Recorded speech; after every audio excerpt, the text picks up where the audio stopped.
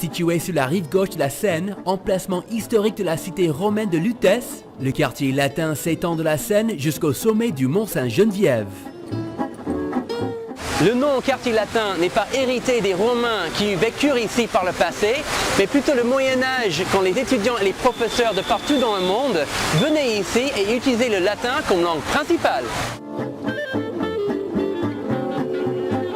Alors, il y a toujours beaucoup d'étudiants qui viennent ici dans le quartier latin, mais aussi il y a des gens de partout dans le monde qui viennent là se balader dans les petites rues, s'installer dans les cafés, regarder les gens qui passent ou bien aller dans les clubs de jazz. Le square à notre droite, la place Saint-André des Arts, est un endroit agréable pour s'asseoir et boire un café.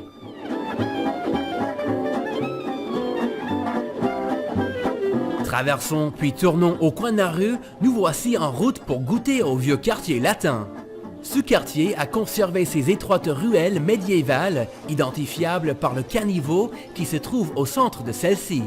Autrefois rempli d'étudiants et de professeurs médiévaux, d'artisans, de marchands et de chevaliers de la garde royale, ces rues sont toujours aussi animées. On y trouve aujourd'hui de nombreux restaurants ethniques pittoresques.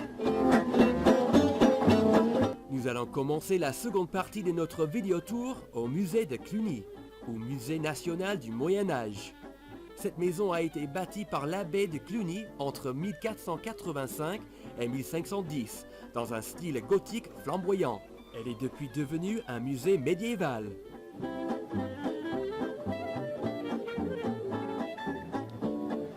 Voici le plus ancien monument de Paris, des bains romains datant du IIe siècle.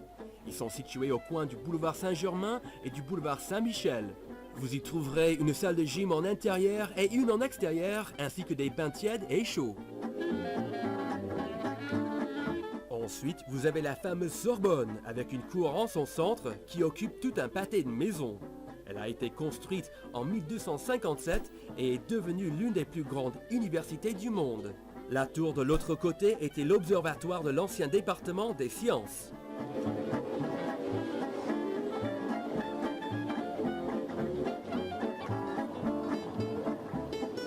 Le jardin du Luxembourg est l'un de mes endroits favoris à Paris. C'est une oasis de verdure au cœur de Paris, parfaite pour se promener ou s'asseoir. Ici, vous trouverez le palais du Jardin du Luxembourg, construit au début du XVIIe siècle par la veuve de Henri IV. C'est actuellement au palais du Luxembourg que siège le Sénat français. Le jardin abrite un magnifique bassin, des fontaines et de splendides statues. L'accès Wi-Fi gratuit apporte une petite touche de modernité à ce jardin.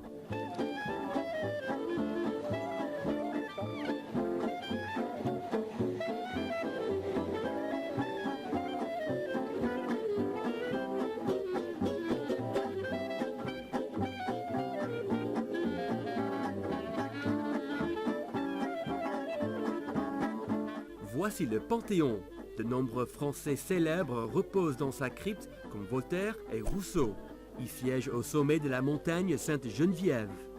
Après la Révolution, il a été tantôt un mausolée, tantôt une église. C'est maintenant un mausolée depuis 125 ans.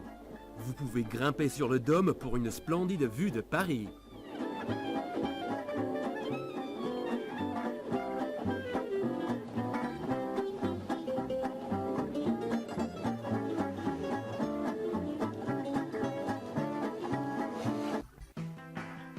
Plutôt que des souvenirs, ce sont sans doute des livres que vous achèterez dans le quartier latin.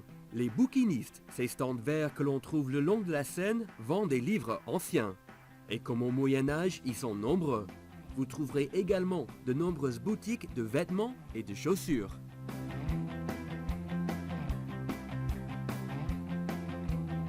Si vous parvenez à trouver la rue du Chat qui pêche, vous serez alors bien tombé sur ce qui est considéré comme être la rue la plus courte et la plus étroite au monde.